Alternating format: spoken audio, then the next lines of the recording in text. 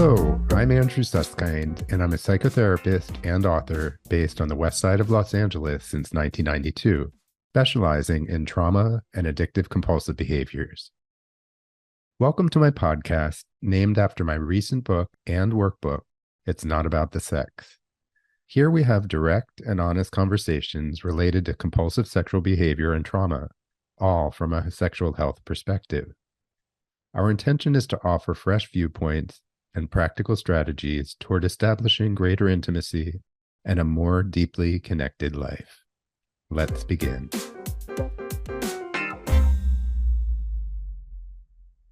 Joni Lavick has been practicing psychotherapy for 60 years, 30 of them with a license.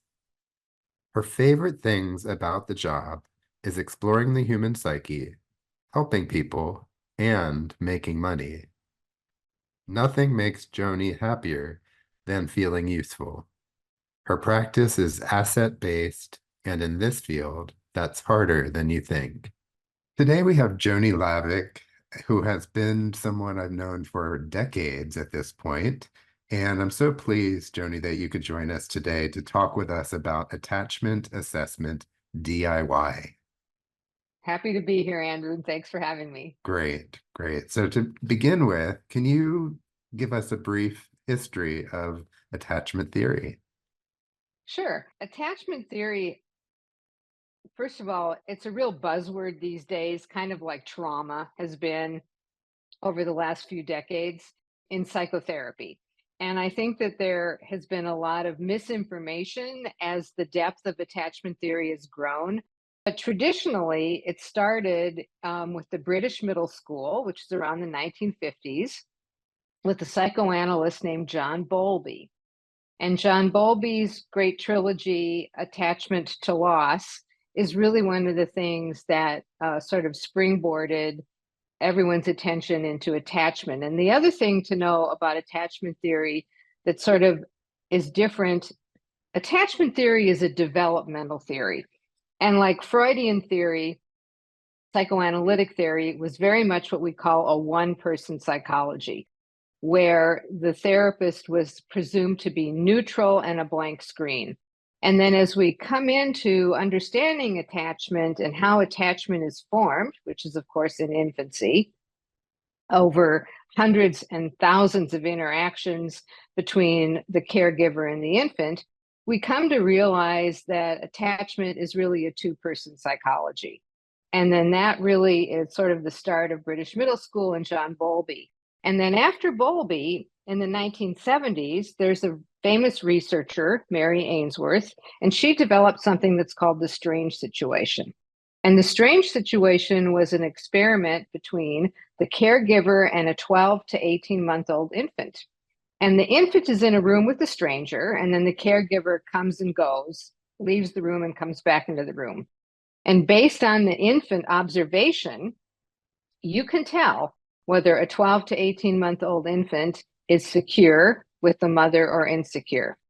And then after the strange situation, which has been replicated many, many times, there is a second researcher, Mary Main, in the 1980s, who developed the adult attachment interview.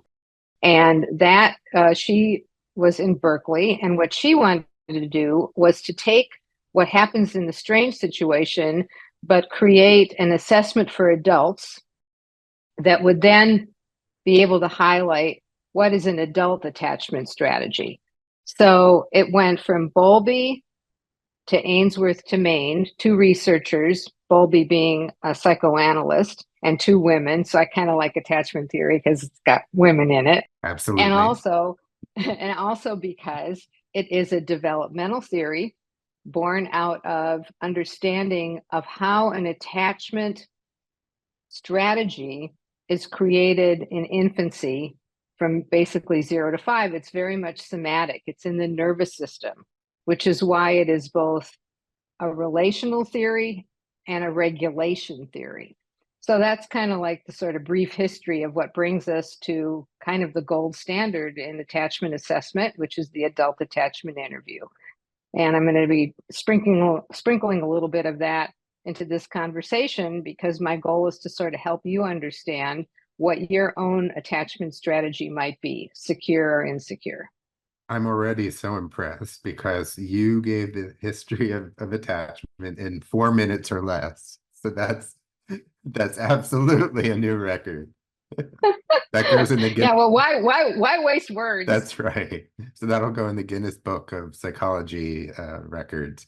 I also just want to say that you are an expert in this adult attachment um, inventory, right? And so Right. it's important to recognize for our listeners that there aren't many of you out there, meaning that you have specialized in this and have taught this and really know this inside out. So I just wanted to mention that as well as we get Yeah, started. thank you. When I took the training for the adult attachment interview, which was in 2001, so well over 20 years ago, there really was not that much out there about attachment. And the explosion of literature and people writing about attachment, and in my estimation, somehow actually giving a lot of misinformation because they didn't really know from the beginning what was going on. And now we're Mhm. sort of in the modern era of attachment, which attachment disturbances in adults, Dan Brown and David Elliott's book is sort of more of an example of what modern attachment theory is. So, yeah, Mhm. I've been studying this a long time, and I have been amazed at how it's filtered down into pop psychology. Right, right. And I think what you said earlier about it being a buzzword leads us to our next question, which is what are the misconceptions about attachment? I think one of the biggest misconceptions about attachment is people tend to think that they have insecure attachment or disorganized attachment. And if there are any, I know there are many therapists who are listening to us right now, Mhm. and I think people are coming in to our offices and talking about the fact that they have a disorganized attachment and they really don't even know what they're talking about. Right. And there have been a lot of I think misunderstandings about what secure attachment means and what insecure attachment means. Mhm. Right. And so, the myths and the misconceptions are, as I'm hearing you say, that are really based on a lot of interest in attachment, but sometimes just not quite getting the right sources of what attachment really means. Is that right? Right. Yeah, that's right. And then the other funny thing to me, funny haha, Mm. is that one of the things I love about attachment theory is when you get someone new that's interested in examining their own attachment strategy, and you say to this new person, so tell me, are you secure in your relationships? Even the people who have secure attachment strategy will say no. So there's already this bias, as Right. there is in most therapies, a lot of psychotherapy, this bias toward um, fixing what's broken, looking into the trauma, Hmm. Hmm. starting the work from the assumption that there's something wrong Wow. with you. And when it comes to attachment and people's understanding of what it means to feel secure in relationship, like I Hmm. say, even the people who actually have a secure attachment will say, no, I'm not secure in relationship. And Yeah. so they actually perpetuate their own diagnosis. And then you take the online quizzes and we know how they are. Unfortunately. Yes. I also want to point out that when we're talking about old time psychology or therapy, we are talking generally about a deficits-based approach. Correct. And I really, really appreciate, and I know this about you from our last talk here on the podcast, Yes. but in general, that you're an assets-based therapist, which I believe in strongly as well. So anyway, I just wanted to add that piece just again so our listeners understand where you're coming from and what really is the context for our conversation. Right, right. So, just sort of diving right into helping the people that are listening right now to understand exactly what it means to have a secure attachment. Hmm. Let's go back to what I just said, which is the way in which disorganized attachment has crept its way into the vernacular, and people don't understand what it means, and they think they have a disorganized attachment strategy. And let Mhm. me tell anyone who's listening that if you did not have an incredibly scary and unpredictable and perhaps addicted or alcoholic or incredibly abusive caregiver in your infancy, then you better rule out disorganized. Because in order to truly have a disorganized attachment, your parenting must have been incredibly scary and unpredictable. And most people who maybe they had abusive parents, maybe they had rejecting parents, neglectful parents, misattuned parents. Okay, fine. Those are all going to put you perhaps into the category of insecure attachment, but not disorganized. Mm. That's so important, I think, for everybody to understand and so misunderstood. So just to ask this broader question then, so why is it helpful or important to understand one's attachment strategy? Well, I think it's important to understand. Well, we're therapists. It's like the more that you can understand, I mean, I believe that the more that you can understand your own internal working model, the better you are in the world, the better you are to ask for your needs and wants, to understand your own needs and wants, to be a more productive partner, to not be afraid of an interaction on an intimate level, um, to know what it like to know what it's like to feel really connected to another person, and to be a good parent, because we know from the adult attachment interview and the strange situation that our attachment patterns are passed on to our children. Mm. And based on the strange situation, and you can see whether an infant is secure or not secure, you know whether the parent is secure or insecure. So I just think that, oh, and also big neon sign here. Attachment theory is about regulation. Mhm. And when we get dysregulated, when we're activated, or when we dissociated, we have to look inside and be collaborative and reach out to help regulate our own nervous systems. So, having understanding where your deficits might be in your attachment can help you regulate your body. Mhm. I just want to highlight your neon sign for a moment around regulation because I had a misconception myself for years that somehow I was supposed to self-regulate all the time, right? I Yeah, was supposed to yeah, be super self-sufficient and do it on my yeah, own, right, right? So right. that was actually a theme that I learned as a kid. Yeah, But I think what you're also pointing to is that the idea of co-regulation or sometimes mutual regulation, depending on your language, that right. it's really about the reparative nature on a nervous system level, on a visceral level, Yeah, that really is part of the deeper healing. yeah. And just building off of what you just said, Hmm. when you look at an infant who has a secure attachment and that caregiver leaves the room and then the caregiver comes back into the room, the primary way to assess whether an infant is secure or insecure is their ability to explore. And the Hmm. more secure we are, the more we're able to explore. And Hmm. take that infant and fast forward to an adult, Hmm. and the idea that the more in touch we are with other people, the safer we feel in the world.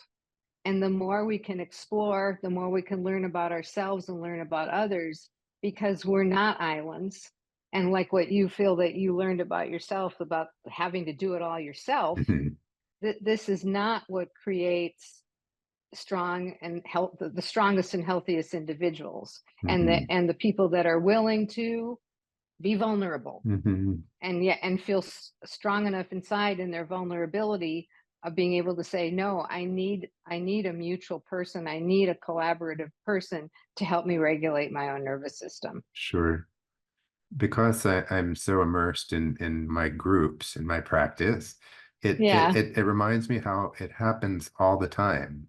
I don't even have to say anything, that the group members are constantly finding ways of connecting and being good enough mirrors. yeah, for sure. Yeah, it's beautiful. Yeah, So if a listener wanted to understand their attachment patterns better, what would you yeah. recommend? Okay. So, first of all, I think as with all therapy, but particularly attachment therapy, the place you have to start with is trying to be open-minded and let go of perhaps idealizing ideas about your childhood or devaluing ideas about your childhood. And you have to be open enough to really understand that maybe something was not what you thought it was, and you have to lower your defenses and your resistance. So that's number one. I think you have to think about, okay, if I'm really going to start exploring my own attachment patterns, I need to lower my defensiveness and resistance and maybe let go of some of the stories I've been telling myself about my childhood. Can we slow that down just for a minute because that feels so essential, and I want to make sure that our listeners understand what that means to reduce or to let go of some of their defenses and their resistances. What is that? If we could break that down to an example. One of the things that we learned from Mary Main's attachment interview is something that's called inferred parental behavior from childhood. And when you look back on your own childhood, can you tell whether your parent was really loving or not? Did they really recognize you? Were they really mirroring you? Were your caregivers dedicated to you in your childhood? And loving does not mean that my mother had dinner on the table and my father took me to soccer games. Loving means when I had a nightmare, one of my parents came in and held me and comforted me and showed me that they understood what my feeling state was.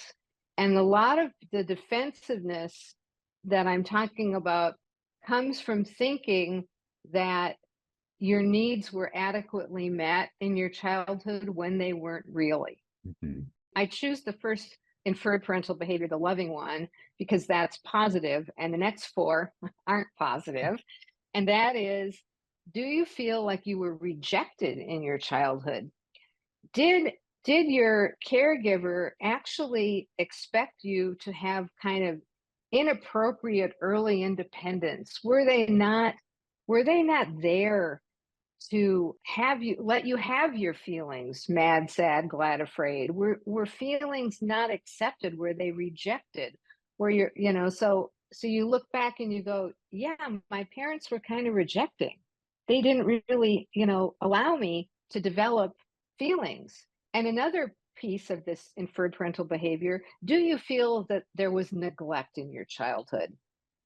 Inattentive to your own behavior, and again, in order to admit perhaps that there was rejection or neglect, going back again, you sort of have to let go of some of your resistance and defensiveness. And then the fourth category of sort of trying to assess your own childhood, was there role reversal? Were you the object of your parents' needs? So we see a lot of role reversal in single parents where there's been a divorce, where uh, a mother or a father is inappropriate, age inappropriate, like treating you like the partner or the best friend. That's a role reversal instead of allowing your childhoodness to Mhm. be, expressed. And then the fifth thing is, was there pressure to achieve? Did you have parents who from your fifth birthday said, "Oh, you're going to be a doctor," or "You're going to take over the family business"? the meat packing plant. It's going to be yours. And those things, to try to look back, and maybe even to use your therapist to explore the loving, the rejection, the neglect, the role reversing, or the pressure to achieve. Mhm. These are ideas that you can sort of try to mm, assess about whether or not those things happened. Mhm.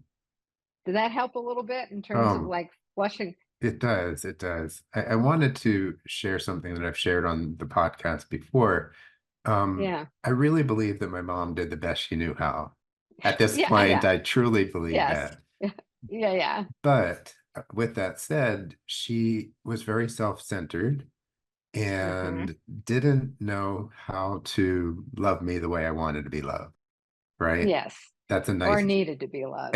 thank you. Yes, needed to be loved. Yes. So You're right. I think using that as an example, what happened was that she had that need for me to be a certain way and kind of Hmm. lived through that. And it actually was something that fed her. It was very important for her to feel somehow that she was okay based on Yeah. my Neat. achievements, Hmm. my behaviors, the way I loved her, Right. etc. So I just wanted to use that as an example because I think it says a lot about how I could make all kinds of I could make excuses. I could just say, well, that was my mom and we did the best we could. But I understand nowadays that it did have impact on me. Yeah. Right. It had impact, and acceptance is a big part of this. Yeah. When you're working with a 50-year-old client who is still raging against an 80-year-old parent, we got a problem here, because these issues of understanding that they did the best they could. I mean, most parents don't wake up every morning and say, "Oh, what can I do to screw up my kid today?" Hmm. The other thing about attachment theory that I like so much, it's universal. There is no culture in the world that does not value attachment. Hmm. There are no parents that throw their children to the wolves and say, "Hey, you raise them." They may not be doing their very best, the best they could, but what you're describing is your mother and many people's parents actually use them for co-regulation. That's And right. you're too little. You don't even have a fully formed executive function in your nervous system yet.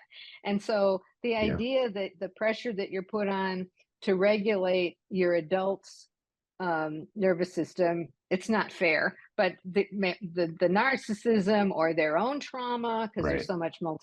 multi-generational trauma, was part of the dynamic. Right. And the last thing I want to say about that is that I had the opportunity through my own therapy and my own healing to really break the family legacy, right? The family Yes, patterns, yes. the attachment patterns were in a certain order until I got more understanding and more compassionate for myself and didn't want to reenact all of that.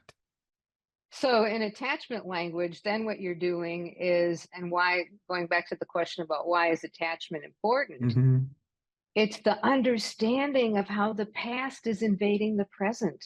Yeah. And that if you're furious with your partner, are you really furious with your partner, or is it the fury is it the reenactment of the fury of the insecure attachment from childhood? Mm. And can you separate how the past is invading the present, and that it isn't just about, it's about the trigger in the regulation in the Right. nervous system that is springing up from old stuff, really Exactly. old stuff, unconscious stuff. Right. I mean, when Freud said dreams are the royal road to the unconscious, Hmm. the attachment theorist says the nervous system Mm. is the royal road to the unconscious. And Mm. understanding these triggers, these body sensations that make us, fight, flight, and so this is also how attachment Hmm. theory is so related to trauma. Hmm. No, I love that. That's so Yeah. key to what we're sharing today. So how do attachment strategies relate to addictive behaviors? Well, I think that when someone has an insecure attachment and they're fearful of relationship and exploration, as I was saying before, secure attachment means you're more willing to explore. You're looking for something to regulate. So what do people use to regulate? Sex, shopping, alcohol, methamphetamine, anything to take the fear away. Hmm. And so I think that the insecure attachment, and that feeling inside of not feeling connected and dissociation, and then the momentary fix of the drug or the process of choice Hmm. is how you might be regulating in a obviously very negative way. Hmm. Sure. Going back to secure attachments, Yes, how can I or anyone who's listening yes. feel more secure in relationships? Well, again, I think it's about the noticing of the exploration, the ability to express your needs and wants, um, the understanding what are your own safety needs? How do I know that I feel safe with my partner? And then can I express what safety means? And can you have those discussions with your partner? And just the idea of knowing that, like what you were talking about with your own example of Hmm. learning that we're not islands Hmm. and that we need to be able to express our needs and wants mutually with another person. And then the great thing about therapy is it's sort of the closest thing to like a pseudo attachment. Hmm. We with our clients don't have like an intimate attachment relationship, but it's an attachment relationship. And can you use your therapy to sort of express how you might feel secure or insecure? Mm. So I have a question about the word safe. Yes. I've come to believe that we can feel safer, we can feel safe enough, but there's no guarantee about 100% safety. Nope. So Nope. say And so the and oh, okay. Okay. Good one. I please. can I can jump off on that one. Um, Insecure attachment is combined with the inability to value yourself. I like using self value, what it means to value yourself and self care, as opposed to self esteem, because I believe that when you say you're working on valuing yourself, it makes more sense. Hmm. And that someone who has an insecure attachment doesn't know how to value themselves. And if you Mhm. can value yourself, and if you can keep working on what it means to know that I am a useful person, I am a loyal person, I am a connected person, that when these moments of feeling unsafe happen, we know inside that we can survive and thrive even. And Mhm. so that's where I feel that question kind of has to go. And then going back to what you can do in therapy is you learn how to value yourself. Learning how to value yourself for some people, it's a lifetime. It takes a lifetime to learn, depending on how much trauma you've maybe had Mhm. in your childhood. Because when you're insecure, you don't feel your own value. Mhm. Mhm. I really appreciate that idea of self-value because I think you're right. It makes more sense. For me, it really resonates as something actually that's more attainable. Yeah. And I had a question, other than therapy, do you have any ideas for our listeners about other ways to build a more secure attachment? Well, yeah, I mean, and so first of all, I gave like those five Hmm. inferred parental behavior and like finding that. And then the other thing that everybody knows these days, or at least anybody that shows up in therapy, Hmm. everybody seems to understand the trauma responses: fight, flight, freeze, and now a lot of people have added fawn. And I feel that those terms are, again, sort of like self-esteem, too general. So fight doesn't mean that you're going to take your fists and you're going to beat somebody up. Fight means becoming defensive. Fight means wanting to change people. Fight means not being resistant. So, um, and flight doesn't mean running away. Flight might mean rolling your eyes or just being super judgmental, or and well, freeze is kind of like self-explanatory, but the new one, fawn, is about how often are you becoming an accommodator and putting other people's needs ahead of your needs. So going back to understanding what you can DIY with your own attachment is, are you rolling your eyes and like going and judging yourself and others? Can you tell? It's very difficult for people to know when they're being defensive in the fight. Then that comes back to trying to allow your own ability to look on your observer self.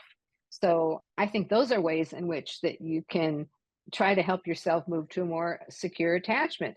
And then the other thing I said before about exploration and and your ability to regulate your emotions. How long do you hang on to things? Are you do you have road rage and then you carry it with you for 24 hours, or can you just like go, all right, well, they were having a bad day. Those are all, and then you can read books.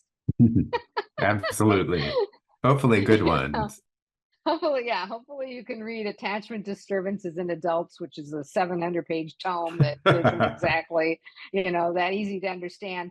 But even more basic than that, you can just start thinking about, how secure do I feel?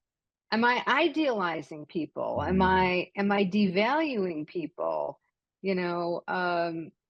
Do I have a fear of loss? And then going back to your own assessment of your childhood, was the source of your fear and the source of your safety tied up in the same person? Sure. And then going back, the scary and the unpredictable parent, if you can identify that, then self-compassion. I think you have the self-compassion to move yourself into more security. So my final question is one that Yes. I tend to ask at the end of every episode, which is, if there were one or two takeaways that you would like our audience to take with them from today's Yes. conversation, what would they be? Oh my gosh, I don't know, just that attachment is really important. Your ability to learn how to regulate your own emotions and have your own emotions is going to make you a better person, and the reason to do that is so that you can be better for everyone in your life. And I don't know, just to keep self exploring, and how important. I'm a psychotherapist. I think the understanding of how your own mind works is really important. So I want to just end by saying that once again, Joni, it's such a pleasure to have you, but it's also a pleasure to have this conversation in such a way that I think is very usable. I think this idea of do-it-yourself attachment assessment is wonderful. And I think this is really valuable information for our audience. So thank you so much for being here. Oh, sure, you're welcome. It's a pleasure. Thanks for listening today. It was so terrific sharing the time with my colleague and friend, Joni Lavick, and discussing this really meaningful and actually essential topic for all of us. If you're so inclined, please give us a 5-star rating and be sure to subscribe and share my podcast with those who may benefit. I look forward to you joining us the next time, and don't forget to stay connected.